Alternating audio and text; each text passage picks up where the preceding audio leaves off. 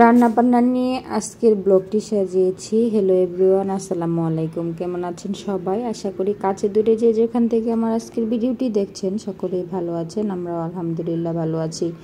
বেশ কিছুদিন ধরে ভিডিও করব করে আসলে ভিডিও করা হচ্ছে না আর আপলোডও দেওয়া হচ্ছে না। তো ভাবলাম আপনাদের সাথে একটা ছোট্ট ভিডিও শেয়ার করি। আশা করি বরাবরের মতো আজকের ভিডিওটি আপনাদের কাছে ভালো লাগবে। যদি ভিডিওটি ভালো লাগে প্লিজ লাইক কমেন্ট শেয়ার করবেন আর সাবস্ক্রাইব করে আমার চ্যানেলের পাশে থাকার অনুরোধ রইল।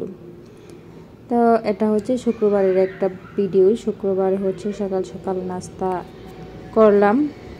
নাস্তা করার পর দুপুরের রাতের জন্য রান্নার প্রিপারেশন নিচ্ছি। আর কি রান্না করব তা চিন্তা করে ভাবনা করে পাচ্ছিলাম না। তারপর আস্তে ধীরে রান্নার জন্য মাছ, তারপর মাংস আর ডাউল রান্না করব চিন্তা ভাবনা করে ফেললাম। আর সব কিছু রেডিও করে ফেললাম রান্নার জন্য।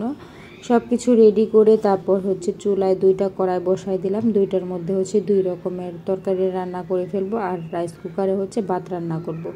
তো প্রথমে আমি মাংস রান্না করব। মাংস রান্না করার জন্য কড়াইতে তেল দিয়ে তেলটা গরম করে তারপর দিয়ে দিলাম পেঁয়াজ কুচি।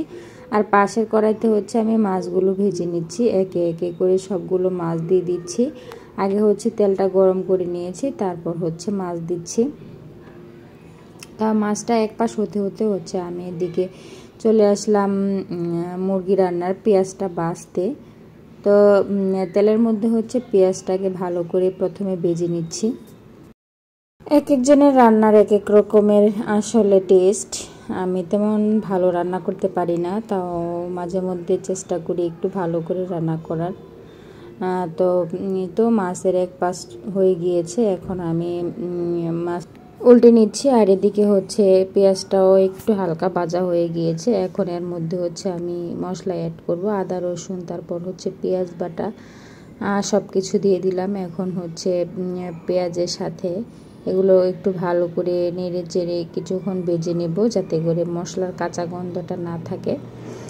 আর সবগুলো একসাথে কষিয়ে নেওয়া হয়েছে। এখন আমি গুঁড়া মশলাগুলো দিয়ে দিব একে একে। হলুদ গুঁড়ো, মরিচ গুঁড়ো, ধনিয়ার গুঁড়ো, জিরার গুঁড়ো, গরম মশলার গুঁড়ো সবগুলো একসাথে দিয়ে এখন সবগুলো মশলাকে একটু হালকা পানি দিয়ে তারপর কষিয়ে নেব। আমি মাংসটাকে কাঁচা রান্না করি, অনেকে ভেজে রান্না করে। তো আমি মুরগির মাংসটাকে ভেজে রান্না করি না। মুরগির মাংসর মশলাটাকে ভালো করে কষিয়ে তারপর কাঁচা মাংসটা দিয়ে রান্না করি বেশিরভাগ সময়। মাঝে মধ্যে আমি ভেজে রান্না করি। তো এই তো মশলাটাকে কষিয়ে নিয়েছি একটু পানি দিয়ে। এখন আর একটু কষিয়ে নেব। পুরোপুরি মশলাটা কষানো হয়ে গিয়েছে। এখন আমি একটু জিরার গুঁড়া, তারপর একটু গরম মশলার গুঁড়া দিয়ে দিব। তখন আমি একটু কম দিয়েছিলাম। এখন এই মশলাটা কষানো হয়ে গিয়েছে। এখন আমি গরম মশলা আর জিরার গুঁড়োটা দিয়ে নিচ্ছি। এখন আগে থেকে আমি মাংসগুলোকে ধুয়ে টুকরো টুকরো করে কেটে পানিটা জড়তে দিয়ে রেখেছিলাম। এখন মশলাটা কষানোর মধ্যে আমি মাংসগুলো দিয়ে দিচ্ছি। এখন মাংসটাকে মশলার সাথে ভালো করে মিশিয়ে নিচ্ছি। এই তো এখন ঢাকনা দিয়ে ডেকে আমি মাংসটাকে কষিয়ে নিচ্ছি। আর আরেকটা চুলায় আমি আলু তেলে ভেজে নিচ্ছি। মাছটা ভাজা হয়ে গিয়েছে, তো ওই তেলে আমি মাংসের মধ্যে আলু দেব। ওই আলুটা একটু ভেজে নিয়েছি। আলুটা ভেজে দিলে মাংসের মধ্যে আসলে টেস্টটা আমার কাছে মনে হয় একটু অন্যরকম লাগে, তাই আমি চেষ্টা করি সবসময় আলু দিলে আলুটা ভেজে নিতে। এখন কষানো মাংসের সাথে আলুটাও আমি একটু নেড়ে চেড়ে মিশিয়ে দিচ্ছি। আর এখন এর মধ্যে দিয়ে দিলাম টমেটো আর কাঁচামরিচ। এখন আমি ভালো করে মিশিয়ে নিচ্ছি সব কিছু। আর এখন রান্নার জন্য একটু জল দিয়ে দিচ্ছি। মুরগির মাংসতে আসলে পানি এমনিতেই উঠে, তো আমি এত বেশি একটা পানি দিব না, মিডিয়াম পরিমাণ মতোই দিব, যাতে করে আমার মাংসের মধ্যে আর পানি না দিতে হয়। তো এখন পানি দেওয়া হয়ে গিয়েছে, এখন ঢাকনা দিয়ে ঢেকে দেব। আর এদিকে আমি মাছ ভুনা করব। আরেকটা চুলায় হচ্ছে মাছ ভেজে উঠিয়ে নিয়েছি। এখন হচ্ছে পেঁয়াজ কুচি দিয়ে দিলাম। পেঁয়াজ কুচিটাও হচ্ছে আমি তেলের সাথে ভালো করে ভেজে নিচ্ছি।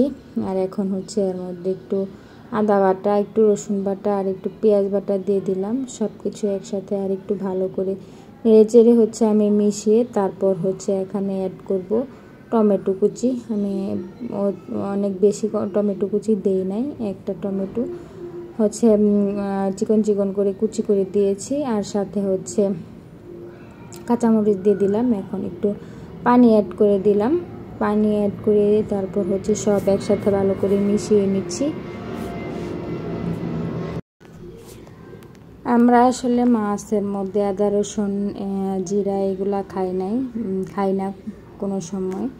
আমার মায়ের বাড়ি, শ্বশুর বাড়ি, শাশুড়ি কেউ দেখি নাই যে মাছের মধ্যে আসলে আদা রসুন জিরা এগুলা খাইতে। কিন্তু দেখা যায় যে ঢাকা শহর আসার পরে অনেকেই দেখি যে মাছের মধ্যেও আদা রসুন বাটা জিরা এগুলা দেয়। তো আমিও মাঝে মধ্যে হচ্ছে ওদের রান্না দেখে একটু দেওয়ার ট্রাই করি।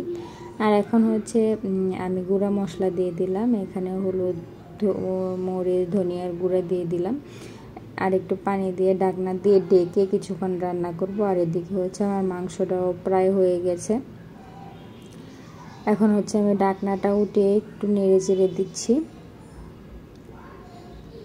আর অন্য চুলায় হচ্ছে মাছের টমেটোটাও হচ্ছে আমার ভুনা করা হয়ে গিয়েছে। এখন হচ্ছে আমি একটু নেড়ে চেড়ে দিচ্ছি। মশলাটাকে নেড়ে চেড়ে দেওয়ার পরে এখন হচ্ছে আমি ভাজা মাছগুলো দিয়ে দিব। ভাজা মাছগুলো দিয়েও হচ্ছে একটু আমি নেড়ে চেড়ে দিব। এখানে হচ্ছে আমি তেমন ঝোল রাখবো না, একটু শুকনো শুকনো টাইপেরই মাছটা আমি রান্না করব। তো এই তো এদিকে হচ্ছে মাংসটাও হয়ে গিয়েছে আর মাছটাও প্রায় হয়ে গিয়েছে। মাছটাও আমি একটু ঢাকনা দিয়ে ঢেকে দিয়ে তারপর হচ্ছে উল্টে পাল্টে নিচ্ছি। আজকের ভিডিওটি যদি আপনাদের কাছে ভালো লাগে প্লিজ লাইক কমেন্ট শেয়ার করবেন আর সাবস্ক্রাইব করে আমার চ্যানেলের পাশে থাকার অনুরোধ রইল। আর যারা অলরেডি সাবস্ক্রাইব করেছেন, নিত্য আমার ভিডিও দেখেন, তাদেরকে অসংখ্য ধন্যবাদ। এই তো আমার রান্না মোটামুটি কমপ্লিট। এখানে হচ্ছে আমি মুরগির মাংস আর মাছ ভুনাটা করে ফেলেছি। আর অফ ক্যামেরায় হচ্ছে আমি ডালও রান্না করেছি আর রাইস কুকারে ভাত রান্না করেছি। তো আজকের ভিডিওটি এই পর্যন্তই। আবারও চলে আসবো নতুন কোনো ভিডিও নিয়ে। ততক্ষণ পর্যন্ত ভালো থাকবেন। আল্লাহ হাফেজ।